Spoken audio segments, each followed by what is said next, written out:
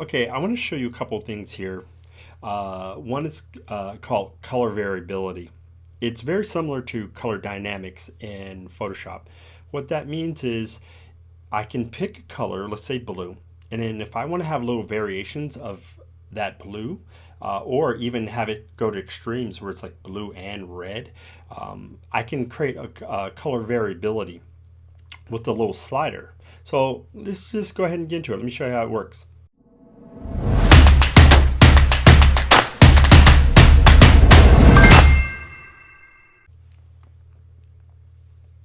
Okay, so we're in Corel. So color variability, what is that? So let me just show you really quickly. Okay, we're in Corel. So let's go ahead and pop open Advanced Brush Controls. You'll see this down here on the bottom. Let's pop this open. Okay. So if we go down towards the bottom of this palette, you'll see there's this middle tab, Color Variability. Okay, so what is this? If I brush down with this blue, it's going to just give me just a continuous stroke of that one color. If you see here, there is a HSV slider. If I change the hue, what's going to happen is every time there's a stamp, it's going to put a different color. There's going to be more color variability there. Okay. If you look, there is a saturation slider. So some of that color is going to become less saturated. And then we also have a value slider, which will make the value go up and down. Now, you'll see, obviously, this looks pretty weird when you look at it. Like you're thinking, why would I ever use this? Well, if you come up here to this little icon for the size, if we drop down, there's a spacing slider. This is going to open up the space between your brush stroke. And we also have a stroke jitter, which will basically allow the brush strokes to create random spacing. Okay, so it allows you to create pointillism, like impressionist paintings, right? So if I make this brush smaller, okay, and let's say I open up the spacing a little bit more and the stroke jitter, and I brush down, now when I brush across, is allowing me to get all these nuances of color. You can use this if you're trying to do pointillism. You can also use this if I had a leaf brush, or even with this, if I wanted it to feel like leaves on a tree, if I needed different specular dots for grass or anything like that.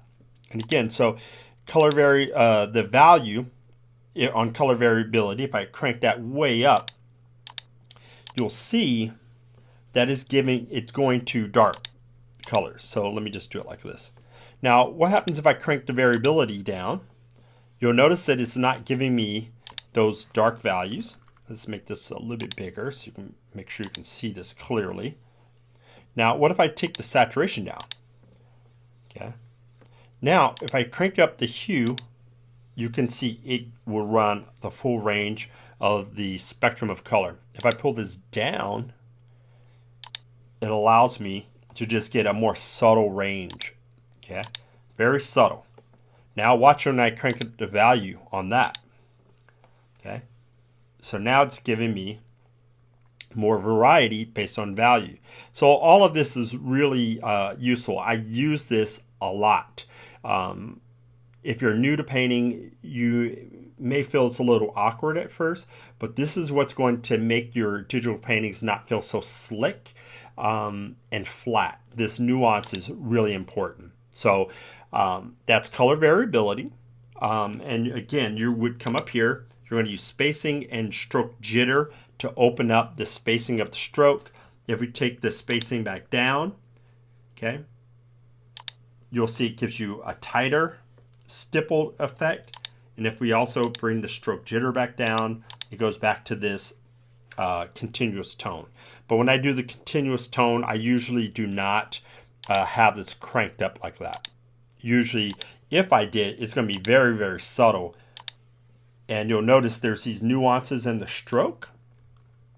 Zoom in, that are so subtle that's hard to see, but it's a lot different than just having a flat color like that. That little flicker of color and that little variability, again, is going to make your painting sing and not look so flat and dead.